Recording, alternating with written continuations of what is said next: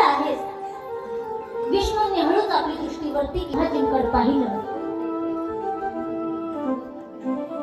आणि पाहिल्यानंतर महाराज भगवान विष्णूंनी ब्रह्मदेवाला आशीर्वाद दिला की ब्रह्मदेवा मी तुला आशीर्वाद देतोय म्हणे.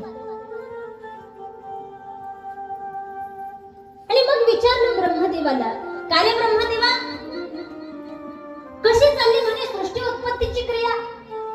सगळं काही व्यवस्थित सुरू आहे का? आज ब्रह्मदेवांना वाटायला लागलं, अरे सगळ्यांचा आधी मी आणि माझ्यापेक्षा मला आराधना करतोय म्हणे हा. याच्यामध्ये एवढी हिंमत, मोठ्यांना मान द्यायचं माहित नाही म्हणे याला. क्रोध आलाय महाराज ब्रह्मदेवाला आणि ब्रह्मदेव बोलायला लागले. ब्रह्मदेव विष्णू भगवंताला म्हणतात, अरे तुझा बाप आहे म्हणा ब्रह्मदेव, मी तुझा बाप आहे. अरे बापाला कोणी आराधना बोलतं का म्हणे? विष्णू भगवान म्हणायला लागले, अरे ब्रह्मा म्हणे माझ्या नाभी कमळामधून तुझा प्राकट्य झालं म्हणे. अरे माझ्यापासून तुझी उत्पत्ती आहे, मी तुझा बाप आहे. ब्रह्मदेव म्हणायला लागले, नाही नाही मी तुझा बाप आहे म्हणे. अरे माझी दाढी पांढरी झाली, मी म्हातारा दिसतोय म्हणे, तू तर तरुण दिसतोय म्हणे. आणि आजपर्यंत असं कधी पाहिलंय मुलगा म्हातारा झाला आणि बाप त्या ठिकाणी तरुण राहिला? अरे ज्या अर्थी माझी दाढी पांढरी झाली त्या अर्थी मीच तुझा बाप आहे. आज विष्णू भगवान म्हणतायत, नाही ब्रह्मा तू असं बोलू नको म्हणे. अरे मी तुझा बाप आहे, मी श्रेष्ठ आहे तुझ्यापेक्षा. ब्रह्मदेव म्हणतात, नाही मी श्रेष्ठ आहे तुमच्यापेक्षा, मी तुझा बाप आहे, मला मानलंच पाहिजे, मी श्रेष्ठ आहे. विष्णू भगवान म्हणतात, नाही नाही मी श्रेष्ठ आहे. ब्रह्मदेव पुन्हा म्हणतात, नाही मी श्रेष्ठ आहे. आणि मग मात्र महाराज हा वाद विवाद एवढा पेटला की दोघं जण युद्ध करायला लागले की मी श्रेष्ठ म्हणून. ज्यावेळेला महाराज देवतांची ही परिस्थिती पाहिली आणि श्रेष्ठ असणारे देवता जर त्या ठिकाणी वादविवाद करायला लागले तर बाकीच्या देवतांनी करायचं काय करायचं?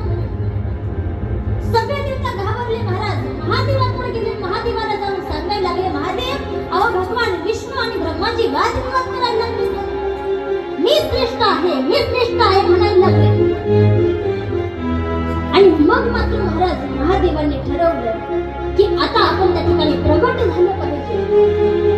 आणि म्हणून महादेव त्या ठिकाणी महाराज अग्निस्तंभ रूपानं प्रगट होत आहे.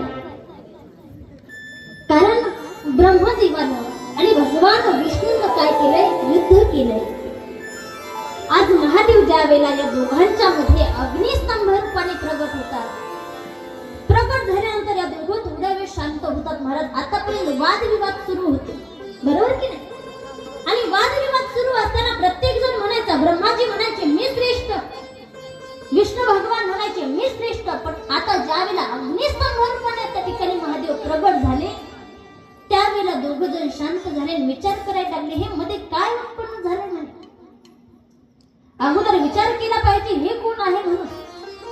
आणि मग मात्र महाराज त्याच वेळेला आकाशवाणी झाल्यानंतर सांगितलं, बाबा दोघांमध्ये तुम्ही जे भांडण करताय ना, मी श्रेष्ठ. हा जो अग्निस्तंभ त्या ठिकाणी प्रगट झालाय ना, या अग्निस्तंभाचा शेवट जो सगळ्यात अगोदर पाहून येईल त्यानं त्या ठिकाणी तो श्रेष्ठ आहे असं मानण्यात येईल. आणि मग आकाशवाणी झाल्यानंतर भगवान विष्णू आणि ब्रह्मदेव दोघं देखील जायला निघतात महाराज त्या अग्निस्तंभाचा शेवट पाहण्यासाठी. ब्रह्माजी वरचा टोक पाहण्यासाठी जातात त्या अग्निस्तंभाचा आणि विष्णू भगवान त्या स्तंभाचा शेवट पाहण्यासाठी जातात, खालचा भाग पाहण्यासाठी जातात. फार काळ महाराज ब्रह्माजी वरती जात राहतात. फार शोधतात, पण ब्रह्माजींना काय त्या ठिकाणी त्या अग्निस्तंभाचा शेवट पाहायला भेटत नाही. विष्णू भगवान सुद्धा फार काळ खाली जात राहतात, त्या अग्निस्तंभाचा खालचा शेवट शोधण्यासाठी जातात, पण त्यांनाही त्या ठिकाणी त्या अग्निस्तंभाचा शेवट सापडत नाही. विचार करताय, थोडा चालाकीपणा कर म्हणतात. आपल्याला तर काय शेवट सापडत नाही म्हणे, पण आपण काय करू म्हणे, आपण खोटं बोलू म्हणे, भगवान शिवांना खोटं बोलू. पण खोटं बोलायचं म्हटलं तर साक्षीला काहीतरी असावं लागेल ना. असा कोण आपल्यावर विश्वास ठेवेल की मी शिवलिंगाचं शेवटचं टोक पाहिलं. मग साक्षीदार निवडायला पाहिजे. मग या ब्रह्माजीनं काय केलं महाराज, तिथं त्यांना केतकी पुष्प दिसलं. त्यांनी केतकी पुष्पाला सोबत घेतलं. ज्या वेळेला केतकी पुष्प सोबत घेतलं महाराज, गाईला सोबत घेतलं आणि केतकी पुष्पाला सांगितलं, हे बघ म्हणे, तू माझ्यासाठी काम करायचं, माझ्यासाठी खोटं बोलायचं म्हणे.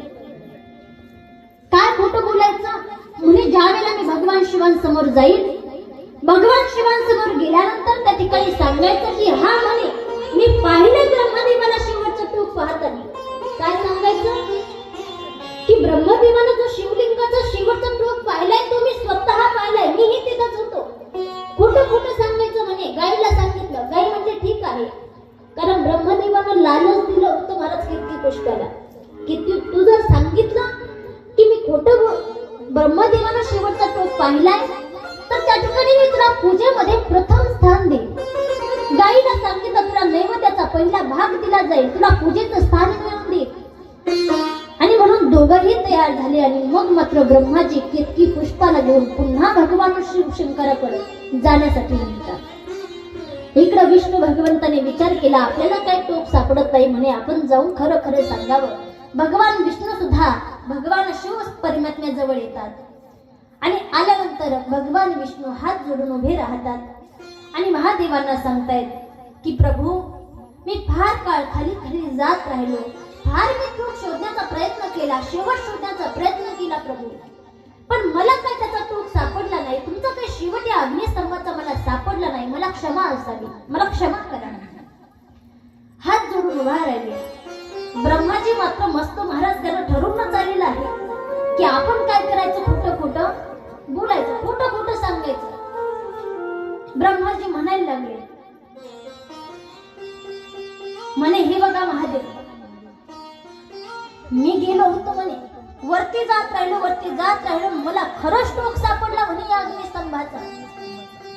आणि म्हणून मी अग्निस्तंभाचा शेवट, तुम्ही म्हणाल विश्वास ठेवणार नाही माझ्यावर की तू खरंच पाहिला म्हणून मी या केतकी पुष्पाला सोबत घेऊन आलो. केतकी पुष्प बोलायला लागला, हा म्हणे खरंच ब्रह्मदेवानं शेवटचा टोक पाहिला. आता पहा महाराज, एकतर अगोदरच ब्रह्मदेव खोटं बोलतात आणि खोटं बोलल्यानंतर त्या ठिकाणी महाराज एक विचार करायचा, जे खोटं बोलताना त्याला नित्य विचार करून बोलावं लागतं. सुरुवातीला काय खोटं बोललं होतं, सुरुवातीचं खोटं विसरला की सगळं खोटं विसरून जातं, सगळा डाव ठोसतो महाराज. आणि मग या ठिकाणी महाराज ब्रह्मदेव म्हणायला लागतात, हे नीलकंठा, आता मी शेवटचा टोक पाहून आलो, म्हणजे मी कसा आहे, श्रेष्ठ आहे, सांग तुला काय वरदान देऊ. कुणाला म्हणतात, महादेवांना. एक तर अगोदरच खोटं बोलले, त्यात महादेवांना म्हणतात सांग तुला कोणतं वरदान देऊ. मग महादेवांना क्रोध आला महाराज. आणि महादेवांना क्रोध आल्यानंतर महादेवाने विचार केला, अरे ब्रह्मा, अरे श्रेष्ठ स्थान मिळण्यासाठी तू अगोदर